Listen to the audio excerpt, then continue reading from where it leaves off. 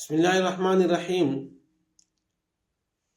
مفتی طارق مسعود صاحب نے ائمہ مساجد کے تنخواہوں کے حوالے سے بڑی کمزور گفتگو کی ہے۔ اتنی کمزور باتیں کی ہیں کہ اتنی کمزور باتیں کوئی قدوری والا مفتی صاحب بھی نہیں کر سکتا۔ حالانکہ مفتی طارق مسعود صاحب تو اپنے آپ کو ہدایت والا مفتی صاحب کہتے ہیں، اور اگر کوئی ان کو قدوری والا مفتی صاحب کہے تو وہ برا بھی مناتے ہیں اور اس پر ناراض بھی ہوتے ہیں۔ جب حضرت مولانا منظور احمد منگل صاحب مدظلہ نے ان کو قدوری والا مفتی صاحب کہا تو مفتی طارق مسعود صاحب نے برا بھی منایا اور کلپ بنایا اور کہا کہ اس وقت تو کہ مولانا منظور منگل صاحب مجھے قدوری والا مفتی صاحب کہتے ہیں، حالانکہ میں اس وقت ہدایہ پڑھا رہا تھا۔ تو لہٰذا اتنی کمزور باتیں کی ہیں کہ آپ ان باتوں کا میں ابھی ذکر کرنے والا ہوں، آپ خود اندازہ لگائیں کہ کتنی کمزور باتیں کی ہیں مفتی صاحب نے۔ پہلی بات مفتی صاحب نے یہ کہی ہے کہ جو لوگ یہ سمجھتے ہیں کہ یہ پنجاب حکومت ائمہ مساجد کو ان کی ضمیروں کو خرید رہی ہے اور ان کو غلام بنا رہی ہے کہ تاکہ وہ حکومت کے خلاف بات نہ کر سکے، تو لہٰذا یہ ان کی ذاتی رائے ہے۔ اب آپ خود اندازہ لگائیں، اتنی کمزور بات مفتی صاحب نے کہی کہ اتنی کمزور بات تو کوئی قدوری والا مفتی صاحب بھی نہیں کہہ سکتا۔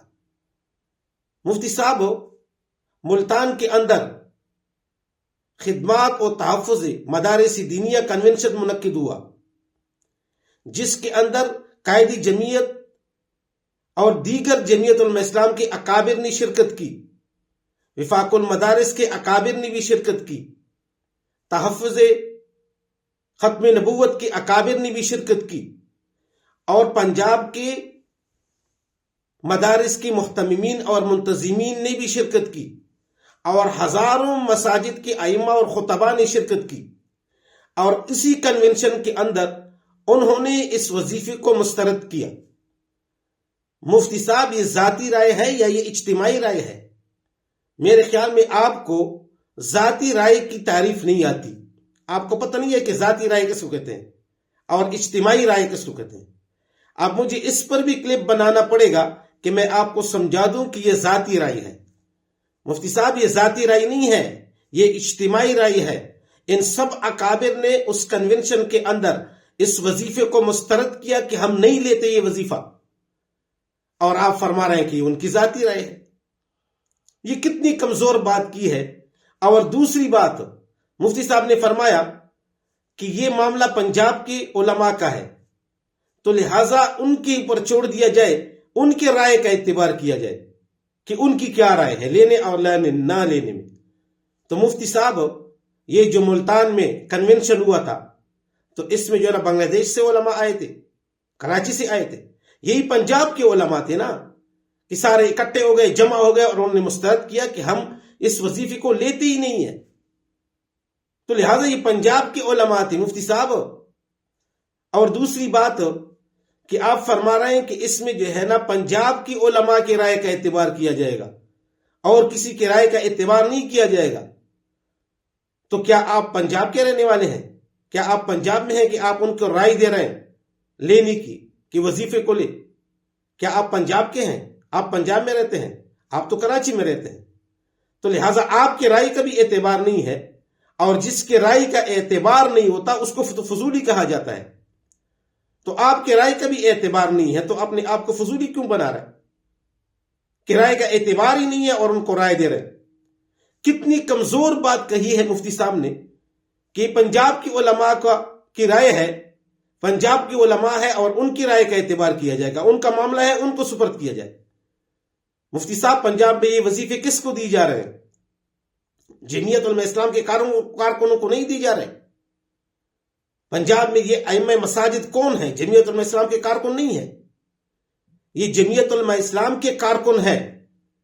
تو جمعیت علماء اسلام کی قیادت کا یہ حق نہیں بنتا کہ وہ اپنے کارکنوں کو سمجھائیں کہ یہ غلط چیز ہے، نہیں لینی چاہیے۔ اگر آپ کے مدرسے کے اندر کوئی آپ کے شاگردوں کو غلط راستے پر ڈال دے تو کیا آپ اپنے شاگردوں کو نہیں سمجھائیں گے کہ آپ کو غلط راستے پہ ڈال رہے ہیں؟ اور کارکنوں کا یہ فرض نہیں بنتا کہ وہ اپنی قیادت کی بات مان لیں؟ جن کے ہاتھ پر انہوں نے بیعت کی ہے، ان کو امیر مانا ہے، ان کو قائد مانا ہے، تو کیا ان کے لیے یہ واجب نہیں ہے کہ قیادت کا حکم مانے؟ تو دوسری کتنی کمزور بات مفتی صاحب آپ نے کہی ہے کہ یہ تو پنجاب کے علماء کا مسئلہ ہے اور پنجاب کے علماء کی رائے کا ہی اعتبار کیا جائے۔ اتنی کمزور بات تو کوئی قدوری والا مفتی صاحب بھی نہیں کر سکتا۔ اور تیسری بڑی کمزور بات جو آپ نے کہی وہ یہ ہے کہ آپ نے فرمایا کہ میری اس رائے کو پنجاب کے علماء نے پسند کیا اور بڑے خوش ہو گئے میری اس رائے سے۔ مفتی صاحب، میں آپ کو چیلنج کرتا ہوں، جو علماء آپ کی اس رائے سے خوش ہوئے ہیں اور آپ کی اس رائے کو پسند کیا ہے جن علماء نے، آپ تگڑے ہو جائیے، ان کا کنوینشن بلائیے پنجاب کے اندر اور اپنی اس مدعا کو ثابت کر دیجیے کہ یہ اتنے علماء ہیں جنہوں نے میری اس بات کی تائید کی ہے اور میرے بات سے یہ خوش ہے، اسی لیے آج تو سارے کے سارے میرے کنوینشن کے اندر شرکت کی ہے اور اعلان کیا ہے کہ ہم اس وظیفے کو لیں گے۔ آپ کو چیلنج ہے، کبھی بھی آپ نہیں کر سکتے۔ اور دوسری بات مفتی صاحب کہ آپ نے فرمایا کہ میری رائے کو پنجاب کے علماء نے پسند کیا اور میری رائے سے بہت خوش ہو گئے، تو ذرا ملاحظہ کیجئے کہ جو علماء آپ کی اس بیان سے خوش ہوئے ہیں ان کی خوشی کو بھی ذرا سماعت کیجئے، سن لیجئے کہ وہ کتنے خوش ہوئے ہیں آپ کی اس رائے سے۔ جمعیت علماء اسلام وفاق المدارس عربیہ ضلع فیصل آباد کے ائمہ مساجد کے لیے حکومتی امداد پر مشترکہ پریس کانفرنس کا اعلامیہ۔ نمبر 1، ہم متفقہ طور پر اعلان کرتے ہیں کہ حکومت پنجاب 25,000 کے بدلے علماء کو خریدنا چاہتی ہے، انہیں غلام بنا کر ان سے اظہار رائے کی آزادی کا حق چھیننا چاہتی ہے۔ نمبر 2، لہٰذا ہم علماء اور ائمہ مساجد کے لیے حکومت پنجاب کا اعلان کردہ وظیفے کو قائد جمعیت مولانا فضل الرحمان صاحب اور وفاق المدارس عربیہ پاکستان کے اعلان کی روشنی میں مسترد کرتے ہیں۔ نمبر 3، ہم اعلان کرتے ہیں کہ مساجد اور مدارس اپنی آزادی پر کبھی بھی سمجھوتا نہیں کریں گے۔ یہ فیصل آباد کے علماء جو آپ کی رائے سے بڑے خوش ہوئے تھے، آپ نے سماعت کیا، انہوں نے آپ کی رائے کو مسترد کر دیا۔ اور دوسری، لاہور کے علماء GUI ضلع لاہور کے زیر اہتمام علماء کرام اور ائمہ مساجد کا مشاورتی اجلاس میں شہر کے محتممین مدارس اور ائمہ کرام نے بھرپور شرکت کی۔ حکومت پنجاب 25,000 کے بدلے علماء کو خریدنا چاہتی ہے۔ حافظ نصیر احمد احرار۔ علماء اور ائمہ مساجد حکومتی وظیفے کے اعلان کو مسترد کرتے ہیں۔ حافظ نصیر احمد احرار۔ مساجد اور مدارس اپنی آزادی پر سمجھوتا نہیں کریں گے۔ حافظ نصیر احمد احرار۔ مفتی صاحب، پنجاب کے جو علماء آپ کی بیان سے خوش ہوئے ہیں، آپ نے سماعت کیا، انہوں نے آپ کی اس رائے کو مسترد کر دیا۔ آگے، اٹک کے علماء،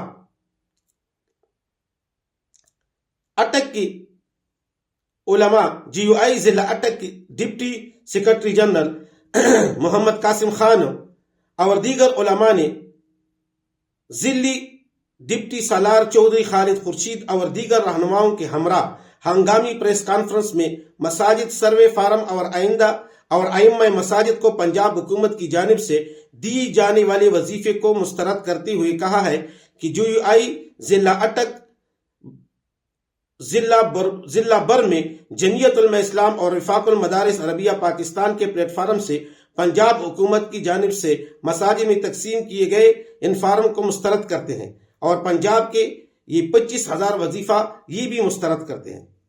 تو مفتی صاحب، یہ تھے اٹک کے علماء کرام جو آپ کی اس رائے سے بڑے خوش ہوئے اور آپ کی رائے کو مسترد کر دیا۔ آگے، مری کے علماء کرام کا اعلامیہ۔ نمائندہ اجلاس علماء مری بابت سرکاری امداد پنجاب حکومت۔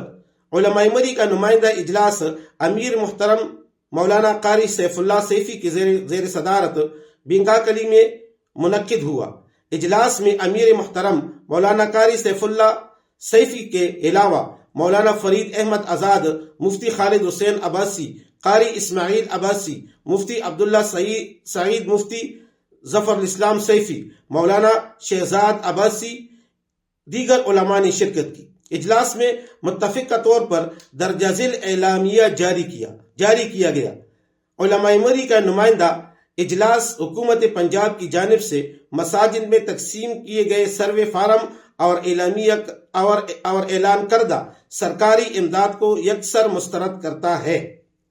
مفتی صاحب، یہ تھے مری کے علماء کرام جو آپ کے اس رائے سے بڑے خوش ہوئے اور آپ کی اس رائے کو مسترد کر دیا۔ اب یہ بتائیے کہ یہ جو میں نے ان کے اعلامیے آپ کے سامنے بیان کر دی، ان کا تعلق کہاں سے ہے؟ لاہور کہاں میں ہے؟ لاہور بلوچستان کے اندر ہے۔ اور فیصل آباد کہاں پہ ہے؟ فیصل آباد صوبہ خیبر پختونخوا میں ہے۔ اور مری کہاں پہ ہے؟ مری وہ کہیں گلگت میں ہے۔ یہ سارے کے سارے پنجاب میں ہیں۔ اور کل پرسوں راولپنڈی کے اندر اجلاس ہوا ہے، راولپنڈی کے علماء نے بھی آپ کی اس رائے کو مسترد کر دیا ہے۔